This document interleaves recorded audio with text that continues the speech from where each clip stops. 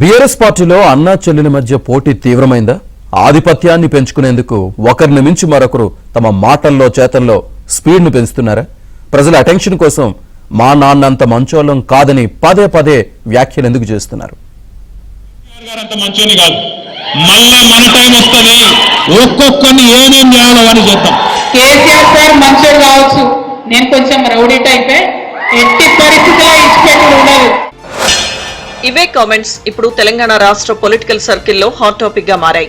BRS పార్టీలో అన్నా చెల్లెళ్ల దూకుడుపై భిన్నాభిప్రాయాలు వ్యక్తమవుతున్నాయి.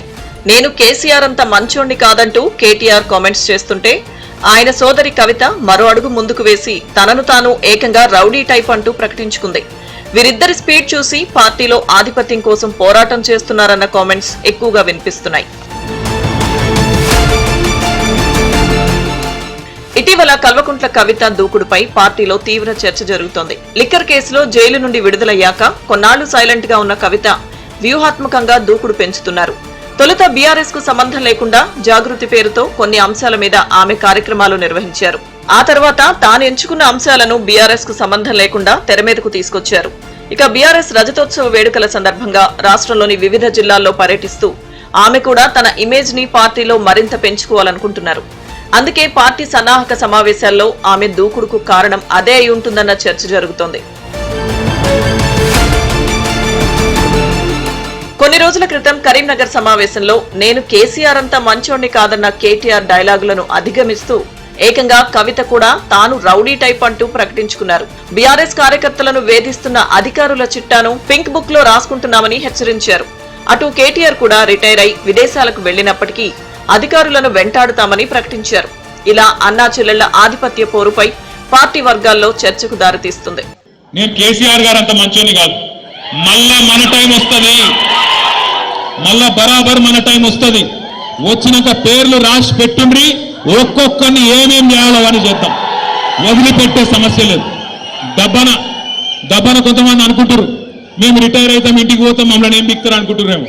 రిటైర్ అయి వేరే దేశానికి పోయినా రప్పించి తప్పకుండా అన్ని లెక్కలు సెటిల్ చేస్తాం, హిసాబ్ కితాబ్ మొత్తం చూస్తాం.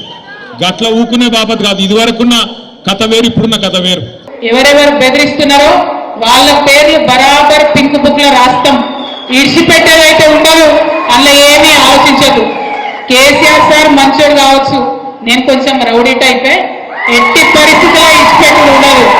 ఇక్కడికి బాన్స్వాడలో మిమ్మల్ని సతాయించి మిమ్మల్ని పోలీస్ స్టేషన్ కి ఈడ్చినటువంటి ఏ ఒక్కరిని కూడా నేను మాత్రం క్షమించే అవకాశమే ఉండదు. పింక్ బుక్ బరాబర్ పెడతాం. బీఆర్ఎస్ అధికారం కోల్పోవడానికి ఒక విధంగా కవితే కారణమన్న ప్రచారం జోరుగా సాగింది. బీజేపీతో భీకరమైన ఫైట్ చేస్తున్న సమయంలో కవిత అంశం తెరమీదకు రావడంతోనే బీఆర్ఎస్ వెనక్కి తగ్గాల్సి వచ్చిందని కేటీఆర్ సహా ఆ పార్టీ ముఖ్య నేతలు అంతర్గత సమావేశాల్లో చెప్పుకున్నారు. ఇక ఎంపీ ఎన్నికల్లో అయితే ఘోర ఓటమికి కవిత లిక్కర్ అంశమే ప్రధాన కారణమన్న అభిప్రాయం కూడా పార్టీలో వ్యక్తమైంది. ఇదే విషయాన్ని కాంగ్రెస్ నేతలు ఎన్నికల ప్రచారంలో ఒక అస్త్రంగా వాడుకున్నారు. బీజేపీ బీఆర్ఎస్ ల మధ్య రహస్య ఒప్పందం ఉందన్న ప్రచారాన్ని గట్టిగా ప్రజల్లోకి తీసుకువెళ్లి సక్సెస్ అయ్యారు.